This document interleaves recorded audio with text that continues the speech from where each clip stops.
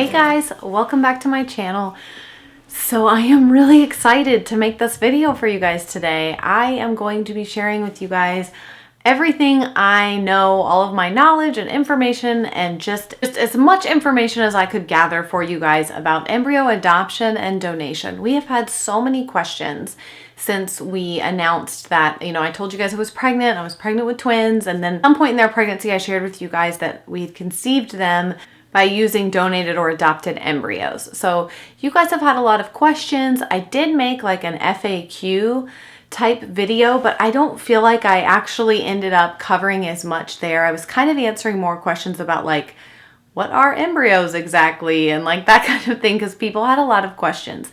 This is going to be more about like, if this is something you are really considering for your family, or you know someone who is, this is more of like this is how you go about the process and answering a lot of the like legal questions and stuff like that. Not that I'm an attorney, but like people have questions about like birth certificates and stuff like that. So that's the kind of stuff we're going to talk about today. So people come to the decision to do an embryo adoption for many different reasons. It can be because of infertility. It can be because of religious beliefs and feelings about having embryos frozen and just kind of existing out there on ice, and that kind of desire to give life to those embryos.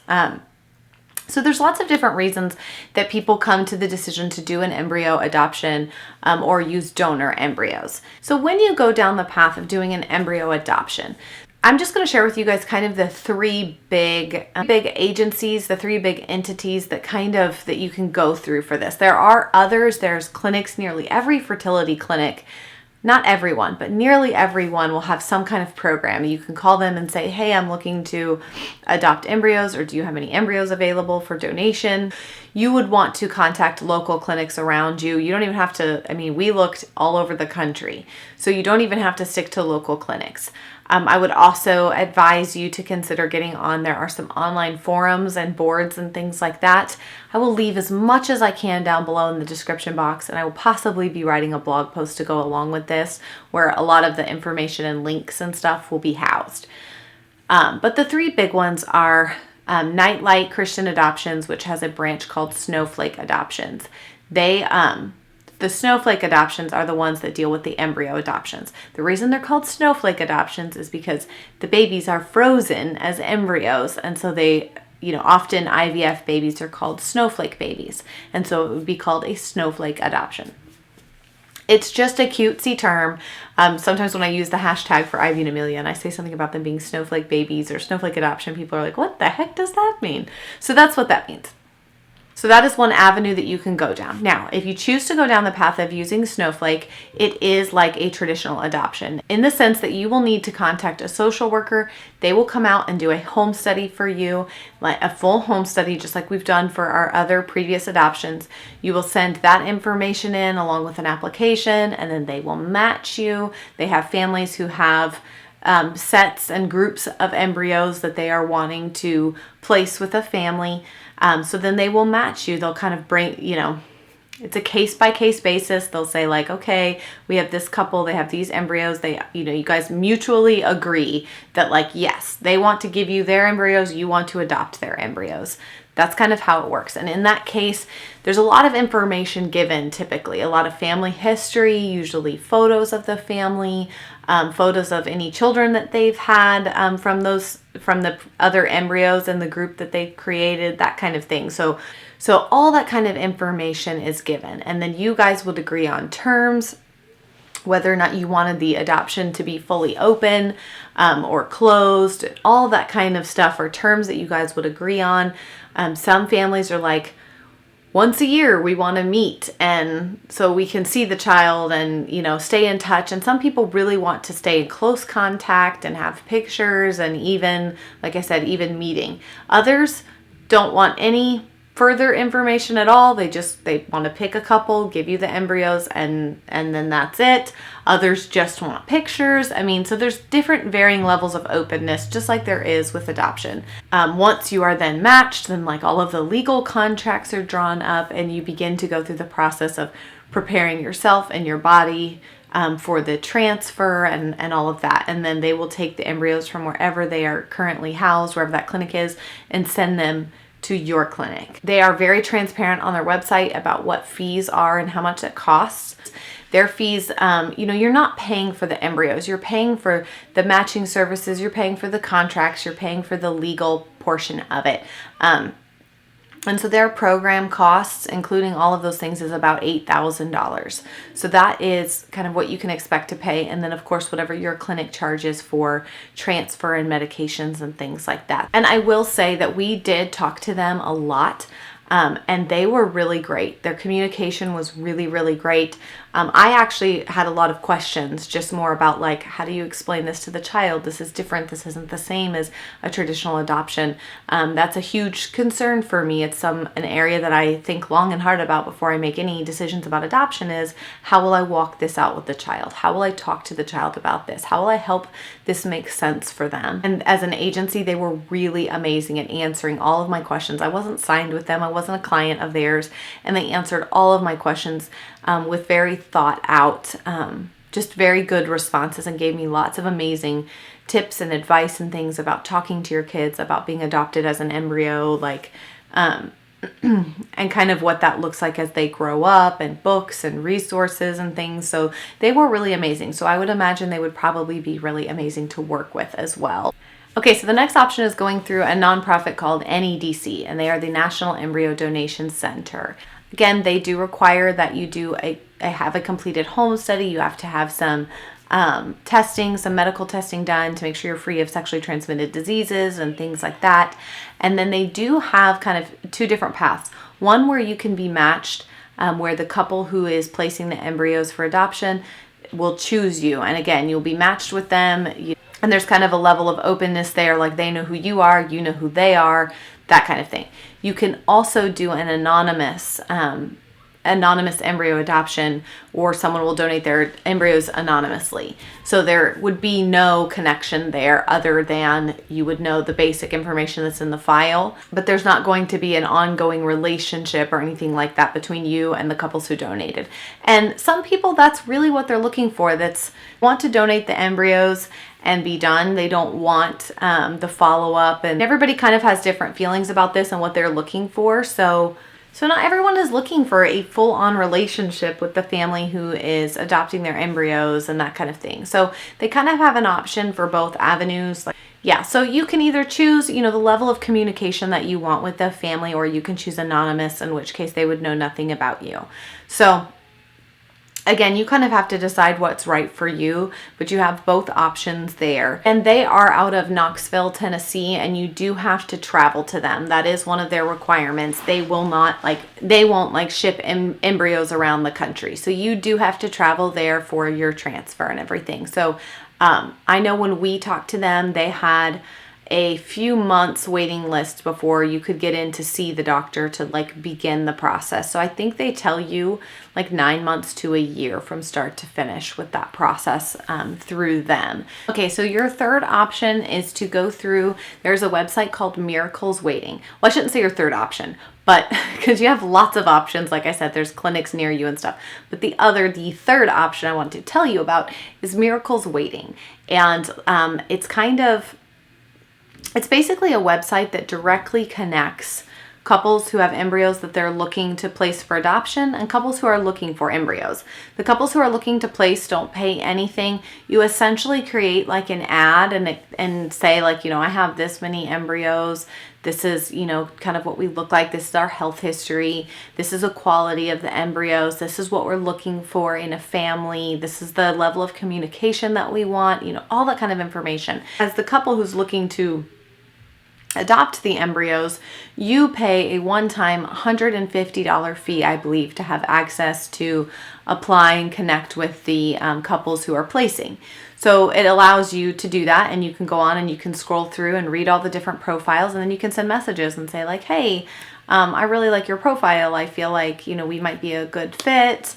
And then you can kind of open dialogue between you and that couple about potentially adopting their embryos. Okay, so those are kind of the three websites I would recommend kind of looking into.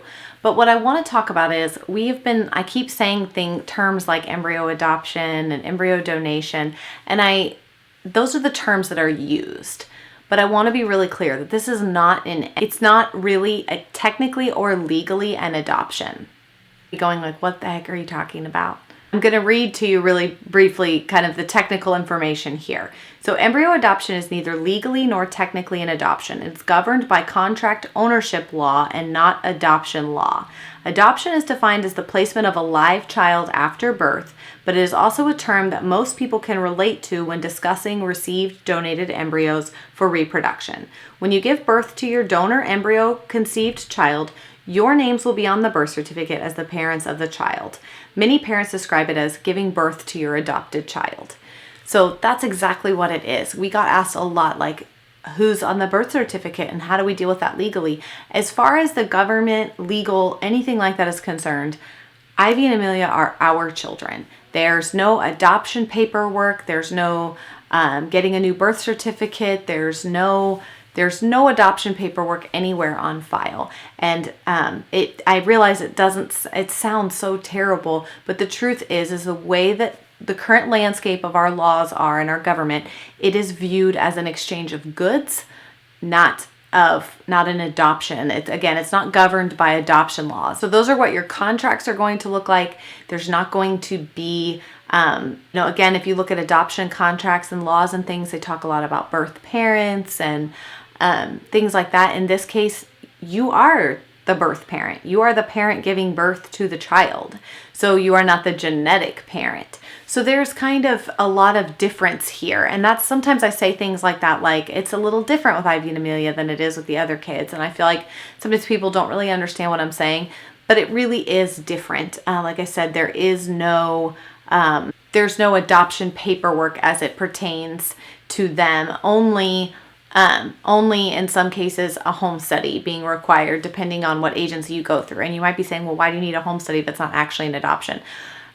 That is a choice that those agencies have made to require that. It's not legally required by like our government to say you have to have a home study in order to accept donated embryos.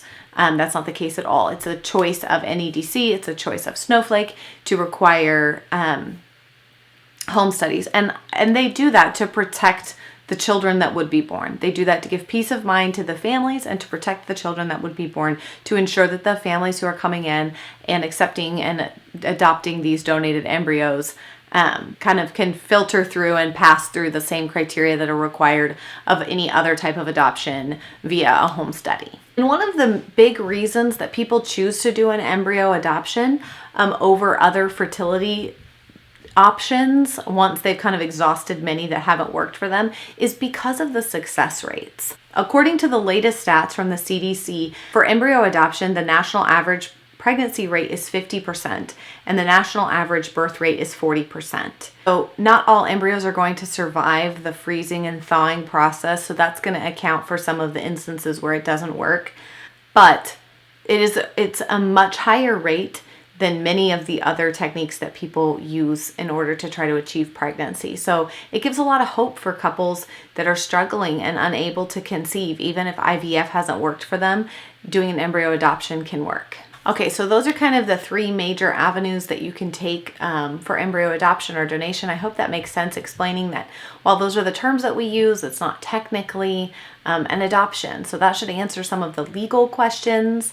And again, depending on the level of communication with the family, we'll kind of let you know how much information you have as far as medical history goes. But people are very curious about like, oh, do you send pictures to their genetic parents once they're born? And all of that kind of stuff, that level of communication, all completely depends on what you've agreed upon with the family that you have, with the family who has donated embryos to you. So that's kind of where all of those questions will get answered on more of an individual basis. There's no across the board answer for everyone. I know we feel immensely blessed by embryo adoption. I could sing its praises all day long. It was short of my pregnancy itself not being fun.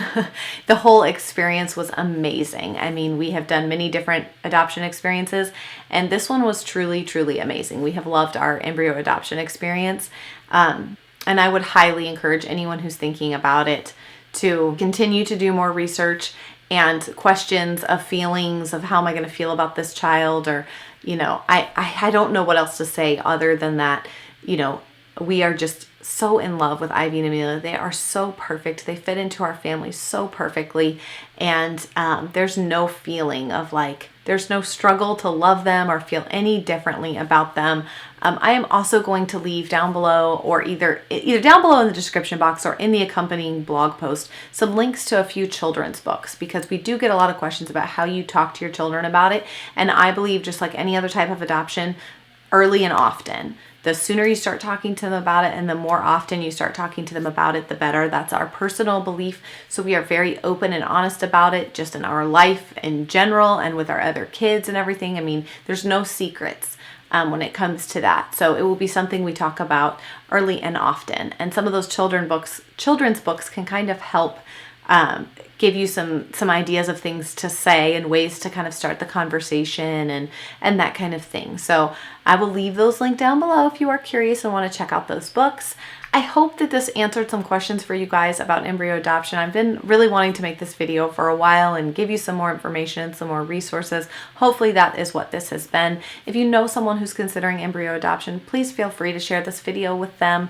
Like I said, I feel like knowledge is power. The more we know, and sharing these kind of options and resources with people, many people don't even know that this exists as an option. I would love to see more people exercise this as an option to grow their families, because I think it's an incredible one. So have any other questions for me? I will be doing a Facebook Live really soon where I'm going to answer questions from this video. So if you do have questions for me, leave them down below in the comments, and I will leave in the description box the exact date and time that I plan to do the Facebook Live, so you can leave your questions and then know when to come back to the Facebook Live to watch, and I'm going to answer your questions. It was so fun to put together another video for our series about adoption this month, for Adoption Awareness Month. It's just near and dear to my heart, and I love sharing it with you guys. I love educating people. I love it. I love all the things about adoption and sharing, and yes. So hopefully you guys enjoyed this video. Thank you guys so much for watching, and I will see you again really soon. Bye.